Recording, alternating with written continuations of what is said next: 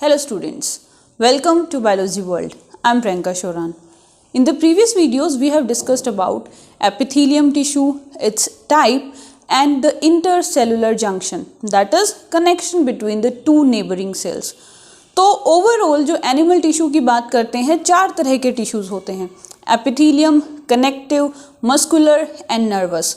तो जो एक पार्ट है दैट इज़ एपिथेलियम टिश्यू वो कंप्लीट हो गया है और आज से उसी एनिमल टिश्यू का हम सेकेंड पार्ट स्टार्ट करेंगे that is connective tissue. As the name indicate, connective means जो कनेक्ट करता है. और लोअर क्लासेस में भी आपने पढ़ा होगा bones, cartilages, ligaments, tendon, blood, lymph, ये क्या है, सारे के सारे कनेक्टिव टिश्यूज़ हैं जो क्या करते हैं, चाहे मसल को मसल से, बोन को बोन से या पूरी बॉडी को जो हमारे ऑर्गन्स है उनको एक दूसरे से कनेक्ट करते हैं. तो कनेक्टिव टिश्यू की अगर हम बात करें, इसमें सॉलिड, लिक्विड, एरियोलर, हर तरह के आपको एग्जाम्पल्स मिलेंगे. So first of all if will talk about its origin, as हमने पहले भी इसको डिस्कस कर लिया था, चारों का ओरिजिन डिस्कस कर लिया था जो कि नीट पॉइंट ऑफ व्यू से बहुत इंपॉर्टेंट है, अक्सर पूछा जाता है. तो जो कनेक्टिव टिश्यू है उसका ओरिजिन क्या है, मेसोडर्मल, मतलब जो एम्ब्रियो की मेसोडर्म है, मिडल लेयर है, उससे कनेक्टिव टिश्यू ओरिजिनेट होता है. नाउ अगर हम इसका स्ट्रक्चर देखें, भाई जो कनेक्टिव टिश्यू है उसमें है क्या, तो मेनली इसके अंदर एक ग्राउंड सब्सटेंस होता है, उस ग्राउंड सब्सटेंस को हम मैट्रिक्स कहते हैं. क्या कहते हैं, मैट्रिक्स. और ये जो मैट्रिक्स है एक लिक्विड, एक फ्लूइड, विस्कस सा सब्सटेंस जिसके अंदर बहुत सारी सेल प्रेजेंट होंगी, फाइबर्स प्रेजेंट होंगे, तो वो कहलाएगा मैट्रिक्स. ये मैट्रिक्स लिक्विड भी हो सकता है, ये मैट्रिक्स सॉलिड भी हो सकता है. तो ये मैट्रिक्स क्या है, यही डिटरमाइन करेगा कनेक्टिव टिश्यू के टाइप्स को. It can be liquid, it can be solid, मतलब इट कैन बी फ्लूइड और इट कैन बी सॉलिड. तो फ्लूइड और लिक्विड दोनों एक ही बात है. तो यहाँ पर मैट्रिक्स क्या है, ग्राउंड सब्सटेंस जिसके अंदर बहुत सारे प्रोटीन, फाइबर, सेल आपको नजर आएंगी. और ये जो मैट्रिक्स है मेनली दो चीज़ों से बना हुआ होता है. One is the mucopolysaccharide and second is the glycoprotein. Again a very important point कि जो मैट्रिक्स है कनेक्टिव टिश्यू का वो किससे बना हुआ है या कौन से जो न्यूट्रिएंट्स हैं वो सबसे ज़्यादा पाए जाते हैं. तो that is mucopolysaccharide and glycoprotein. एक कार्बोहाइड्रेट, दूसरा प्रोटीन. नाउ इसी के अंदर मैट्रिक्स में आपको तीन तरह के प्रोटीन फाइबर्स नजर आएंगे, like white collagen fibre, yellow elastic fibre and the reticular fibre. White collagen fibre, इसके अंदर कोलेजन प्रोटीन प्रेजेंट रहेगा. येलो इलास्टिक फाइबर, इसमें इलास्टीन प्रेजेंट रहेगा. और रेटिकुलर फाइबर में रेटिक्यूलिन प्रेजेंट रहेगा. तो ये क्या है, these are the three different type of protein fibres that are usually present in the matrix of connective tissue. Now we will classify this connective tissue in the different या various parts. So first of all अगर हम overall एक broad सी classification देखें तो इसमें दो तरह के कनेक्टिव टिश्यू हैं. कनेक्टिव टिश्यू प्रॉपर, यहाँ पे जो CT है that is for connective tissue. So connective tissue proper and specialized connective tissue. Again this connective tissue proper is divided into loose connective tissue and dense connective tissue. Loose connective tissue में आपको areolar और adipose tissue देखने को मिलेंगे. Dense connective tissue में आपको ligaments, tendons, white fibre, yellow fibres, ये आपको white fibrous tissue, yellow fibrous tissue देखने को मिलेंगे. स्पेशलाइज्ड मतलब जो स्पेशल हैं, और स्पेशल क्या है, ब्लड है, लिम्फ है, जो कैसे हैं, फ्लूइड हैं, लिक्विड होते हैं. और जो बोन और कार्टिलेजेस हैं ये क्या है, दीज आर सॉलिड.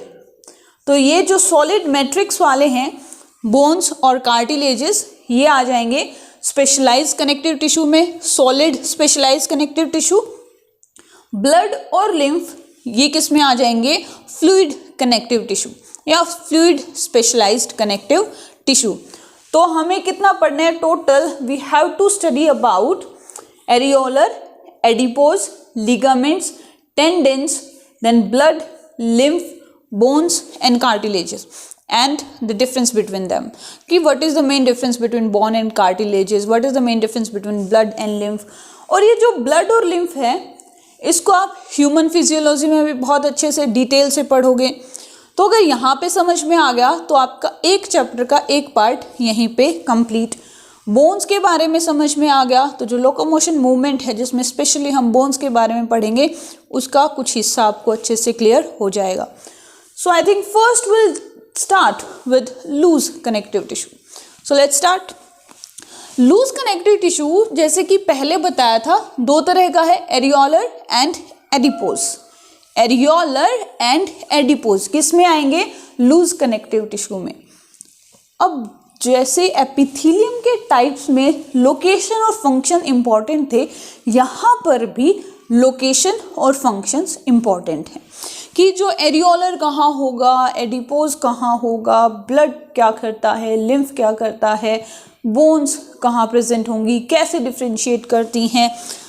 सो देखो कनेक्टिव टिश्यू के हमने इतने सारे टाइप्स पढ़ लिए कि बोन है, लिगामेंट्स हैं, टेंडेंस हैं. इसका मतलब ये सबसे ज़्यादा इसके एग्जांपल्स हैं, सबसे ज़्यादा एग्जांपल्स हैं. तो इसीलिए जो कनेक्टिव टिश्यू है सबसे ज़्यादा अबंडेंट एनिमल टिश्यू है, सबसे ज़्यादा अधिक मात्रा में पाया जाने वाला. और उसी में ये हो गया चारों टिश्यू में जो सबसे ज़्यादा होता है वो क्या हो गया? Connective tissue. और कनेक्टिव टिश्यू में भी जो सबसे ज़्यादा प्रेजेंट होता है, जो मोस्ट अबंडेंट है, that is areolar connective tissue. Areolar connective tissue is also known as और it works like a packing tissue. हालांकि पैकिंग टिश्यू तो हम कनेक्टिव टिश्यू को भी कह देते हैं, लेकिन जो एरियोलर कनेक्टिव टिश्यू है ये स्पेशली किसकी तरह वर्क करता है? It works as a packing tissue या इसको प्रॉपर पैकिंग टिश्यू भी हम कह सकते हैं. कहाँ पाया जाएगा? बिलो स्किन, स्किन के नीचे जो ऑर्गन के टिश्यूज होते हैं और उन टिश्यूज के बीच में जो गैप रहता है उस गैप में प्रेजेंट रहेगा. मतलब it will fill that space between the tissues of organs and it is found around the nerves, around the blood vessels. जो एरियोलर कनेक्टिव टिश्यू है उसमें कुछ स्पेशल तरह की सेल होती हैं. ये तो कॉमन सा हो गया, लेकिन ये इंपॉर्टेंट आ गया कि एरियोलर कनेक्टिव टिश्यू में कौन कौन सी सेल होती हैं और उनका फंक्शन क्या है. फर्स्ट, पहले तो चार तरह की सेल हैं इसमें. First is the fibroblast, then mast cell या फिर मेस्टोसाइट्स कहते हैं, plasma cell and the macrophages और they are also known as histiocytes.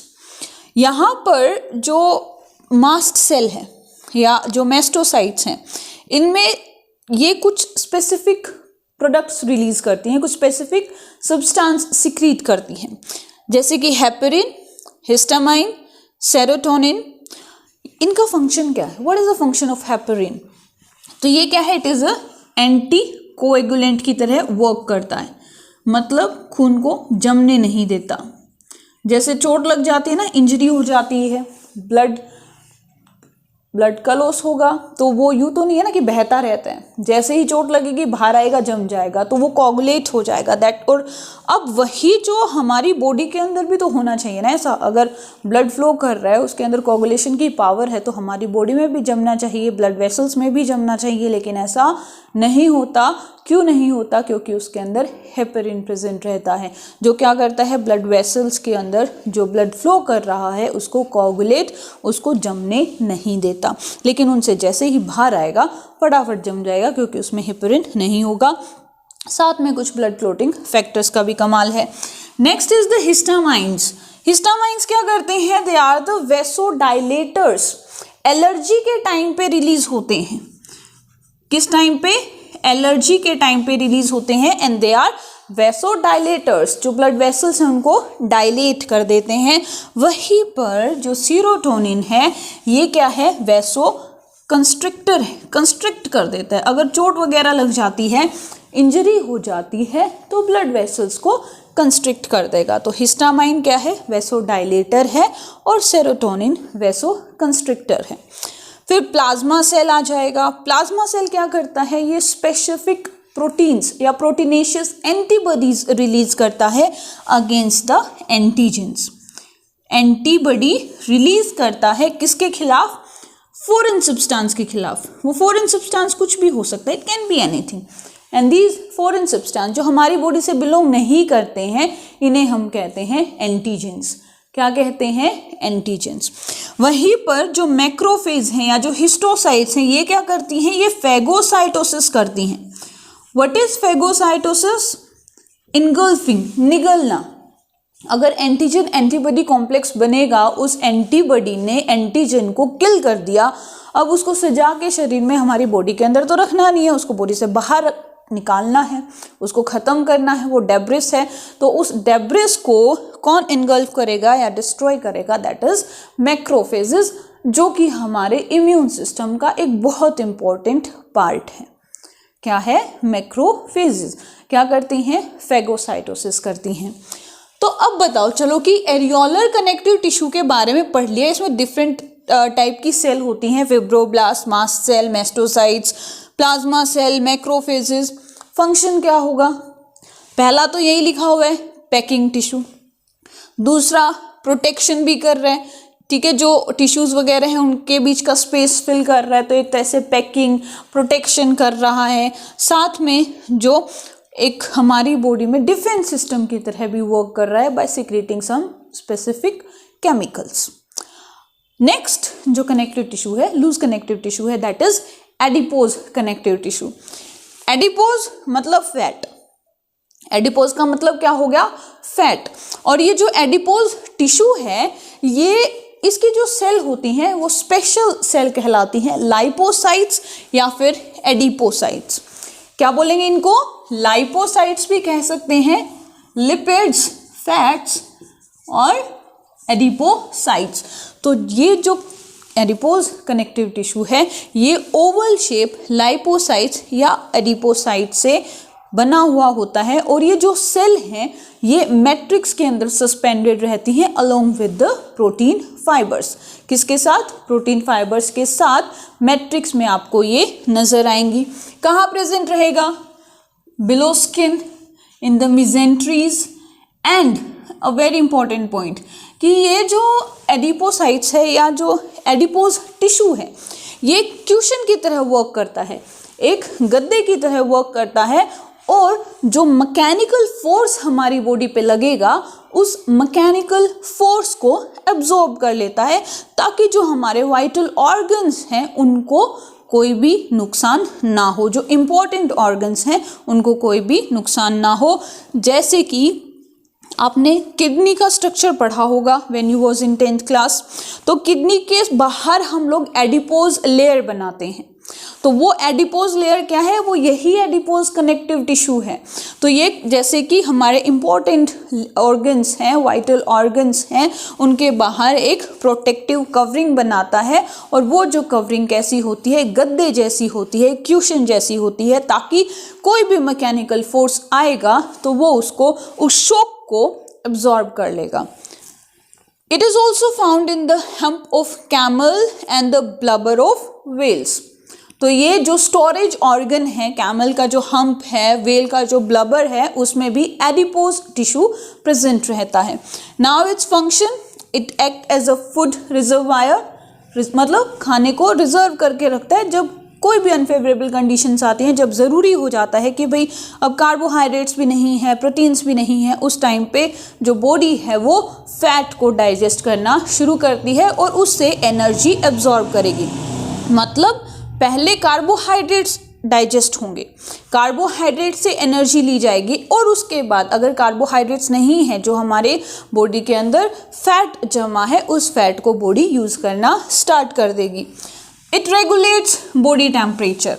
जो फैट है हमारी बॉडी का जो टेम्परेचर है उसको रेगुलेट करता है, उसको मेंटेन करके रखता है एंड इट मेक बॉडी कर्वेशियस। जो बॉडी की कर्व्स जो बनती हैं, जो शेप बॉडी की बनती है, वो किसके कारण बनती है? एडिपोज कनेक्टिव टिश्यू के कारण। Now we'll divide this adipose connective tissue into two parts, that is white adipose connective tissue and brown adipose connective tissue। किसके बेसिस पे? पिगमेंट के बेसिस पे। अगर पिगमेंट प्रेजेंट नहीं है then it will colourless white बोलेंगे उसको, white adipose connective tissue. और अगर आयरन कंटेनिंग साइटोक्रोम प्रेजेंट है जिसके कारण ब्राउन कलर आ जाएगा, वो कहलाएगा ब्राउन एडिपोज टिश्यू। जो वाइट एडिपोज टिश्यू है it is found in the adults और जो ब्राउन है वो न्यूली बॉर्न बेबीज में प्रेजेंट रहता है।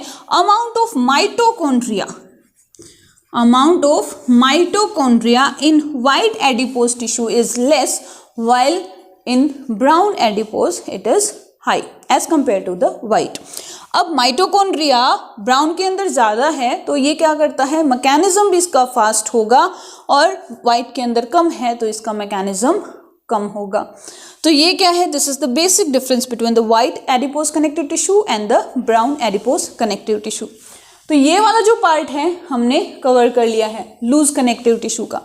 नेक्स्ट वीडियो में dense connective tissue that is ligaments और टेंडेंस को डिस्कस करेंगे, ब्लड और लिम्फ को डिस्कस करेंगे। So that's it for today. If you like my video then please share and subscribe my channel. Thank you.